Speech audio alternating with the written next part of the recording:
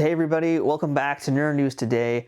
I'm Matthew, and today we're looking at an action figure that I think has kind of flown under people's radar, especially during the pre-order stage of this thing. And now that it's arrived, those who know, and those who don't, need to know. And it's definitely going to be, I think, a bit of a shocker for folks who aren't expecting this figure to be as good and as hot as I think it has been.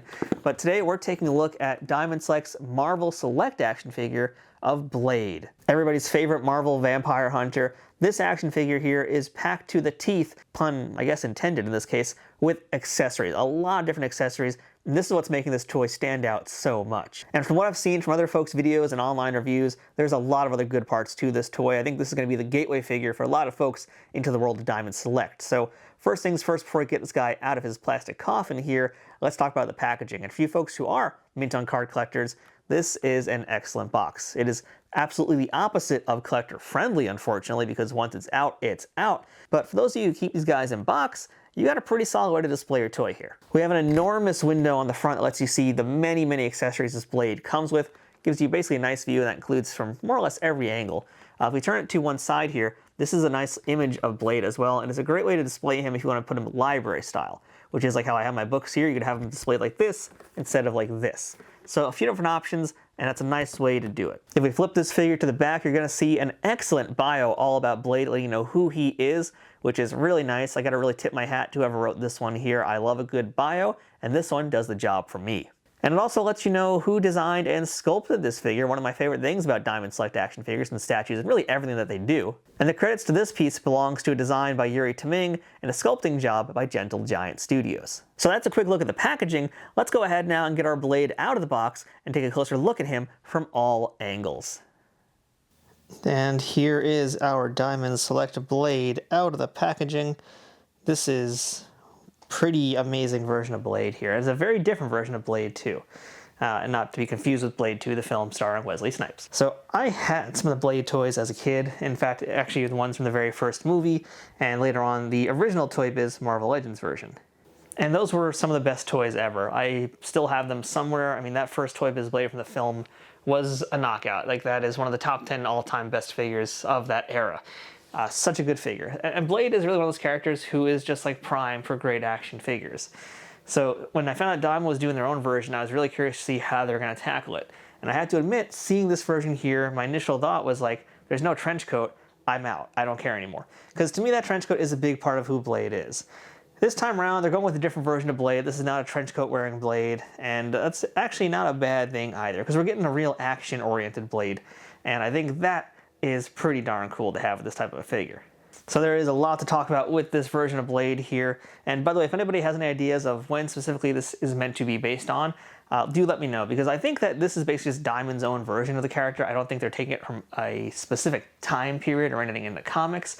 I think this is just how they're interpreting it, kind of like how Mezco does their 112 collectives, but I could be wrong. So if anybody knows for sure exactly what era of Blade this is from, or maybe even what it resembles, let me know in the comments. But let's kick this review off first by talking about one of the most important things with this toy, and that would be this likeness. So keeping in mind, this is not meant to be like Wesley Snipes.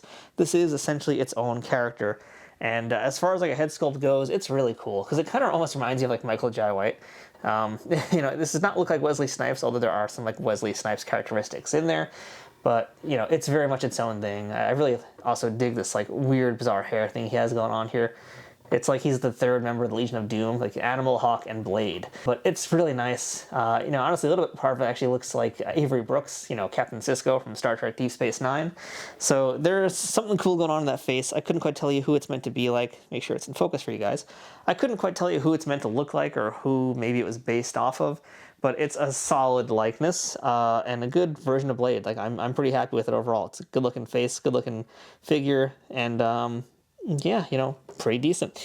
Now, I should mention also that this figure has an additional head sculpt, and this will be this version right here. This is him with his teeth bared. He is now in like full-on vampire mode, so that's really nice. And you know, let's do a swap right now, just because we have it out. I want to see how that works. Head came off really easily. Let's see if it goes on just as smoothly. Oh, it's already on. Okay, well, that answers that question. So yeah, head swapping, very easy to do. No problems there, and that's how he looks with full vampire mode.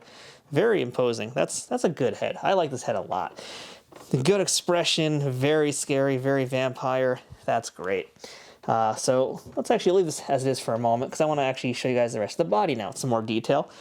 We already did a quick pan up and down, but let's do that one more time. You can see, well, we'll stop here at the chest plate. I mean, look at this chest plate, by the way. That's really cool. Some anti-vampire armor, front and back. That's very much a Blade kind of thing, I feel like. So the armor is looking very nice, great detail. I love that metallic sheen that's on it as well. Keep going down, you can see his Blade utility belt full of all sorts of anti-vampire things like little darts, and I'm sure he's got some garlic in there somewhere, maybe some Centrum Silver, because that's got garlic too. That's for the geriatric vampires. Going down further, check out his pants. He's got the whole 90s thing going on with like strapping things to his legs, because you can't be a superhero in the 90s without strapping things to your quads. But yeah, pants are nice. Not really a ton I can say about the pants. And then boots are good too. Nice stomping boots here. And he's got a holster on each leg. You can see that right there. A little blurry, I know, but we'll take a closer look at all of those in more detail in a few moments. Because really, it's those accessories that are going to make this figure so special, like I already alluded to earlier. But I wanted to go over some articulation quickly before we start talking accessories, because that's going to be really the majority of this video. So we already saw this head as a ball joint, and it moved very smoothly, very easily. We have ball jointed shoulders. Oh boy, he is stiff. Oh wow, that is a stiff joint. You hear that? Oh my goodness, that is just stiff. We have a bicep swivel. We do have an elbow, single joint elbow, but it's got some good range of motion. We have the wrists on both hands, which can bend and flex. There we go. Yikes. Our torso moves. That's actually good and not giving any problems there. We have some leg articulation. That's actually also really good and not making any weird noises. And he's got very good range of motion too. Not quite a full split, but still very good. Good high side kick too for kicking vampires out the club. Yeah. Let's take a look at these knee joints. I'm curious about these. All right, so they are single jointed knee, but really good range actually of motion there too. That's surprisingly good. And as far as the feet go, looks like we have a boot swivel. You can see that there, and some ankle swivel. So, you know, pretty much the usual. And as far as the articulation goes, he's definitely good. It might not be some of the best out there, but that's kind of how Diamond functions. You know, they don't necessarily have the best articulation. I think at times they're kind of more focused on getting the statue quality of the toy, maybe. And what I mean by that is just keeping it into a certain pose as opposed to being playable. Because these are, at the end of the day, adult collectibles, and not really toys meant for kids, even though kids can certainly enjoy them just as much. So Blade has good likeness, good sculpting, very nice paint detail, and really solid articulation. But let's get down to what we're here to talk about, and that is the accessories. And pray tell, what accessories am I talking about here? Well, how about this giant handful of stuff right here? Look at all these accessories, you guys. If we count the head as well, and plus the hands, I mean, we're basically talking about 10 accessories total with this figure.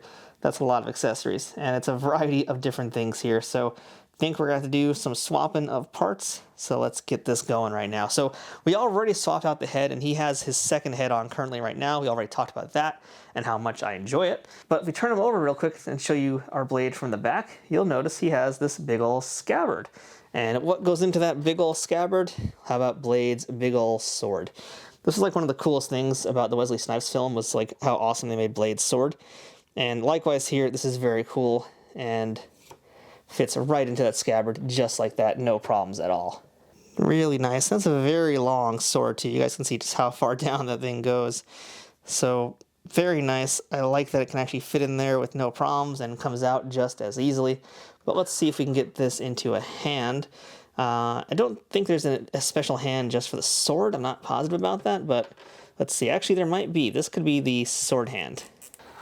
All right, so there we go. That's the sword in his hand. That's how it looks. So the hand he currently has on is basically the best one to put the sword in. The other hands, we'll take a look at those in a few moments, but he can hold that sword. It took a little bit of finagling, but eventually it did get in there, and that's how he's going to look when he wields it.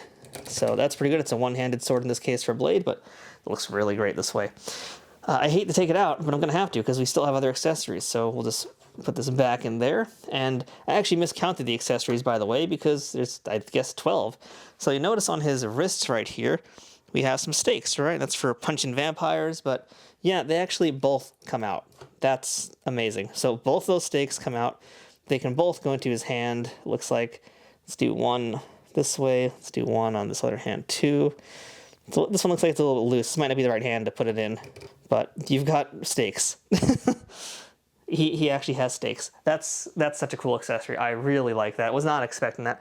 I didn't think those were going to come out, to be honest. I didn't realize it, but that's such a great little thing. You can put them right back in when you're done. So that's like a free bonus accessory that they're throwing into this figure. That's amazing, you guys. So besides the stakes, we have a few other things that are pointy. How about we get ourselves a stake nightstick? Yeah, a stake nightstick. So it's like your tonfa with a stake on the end of it, I guess. I don't quite know, but this is, I'm going to try this in this hand, see how this fits. Now see, I figured the sword went in there, so this should go in there too. But yeah, this is how it should be. It should be under this, so it's nightstick style. It actually does flip around a little bit, and there you go. That is in there. That's our blade stake nightstick. That's so cool. That's great. All right. Besides that, we got a knife. We got a big old knife. Let's see if this goes into his hand. That's a cool knife also. It almost reminds you of the knife from, if anybody has seen that Stallone movie Cobra, and the villain has this like really huge knife with like brass knuckles and spikes on it, I think. This very much reminds me of that. Let's see if I can get this into his hand. Okay, gotta take the stake out. Stake out. There we go. All right. Man, he is coming together. This blade is just like ready to fight. Like, look at this. This is insane already. We're not even like halfway through all the accessories yet. So we got a nightstick in one hand, a knife or a dagger, whatever you feel like calling it, in the other hand. Plus he's got the stakes and the sword. Man, all right, we got to keep going though, because there's more. Now, by the way, this knife that he has, actually, if we take a look at that leg, you remember those boots we were talking about earlier? Well, let's talk about them again right now, because that right there, I believe, is going to be our holster for this knife. You call that a knife? This is a knife. So that's one of the many holsters he has. One of the most iconic weapons from the Wesley Snipes Blade film was his glaive. That's that little knife thing that he kind of like threw around like a boomerang. And guess what? Diamond Select has you covered because we got a glaive of our own with this figure here. And I'm very curious to see how this is going to go. But it looks like it is, in fact, a folding glaive. It is a little stiff. It's a little hard to pull into position. But yeah, okay, we got ourselves a glaive. Just like Kroll. And let's see, I think we could probably just, put it in his hand like this. So close enough. I'm going to call that close enough. Gets the job done.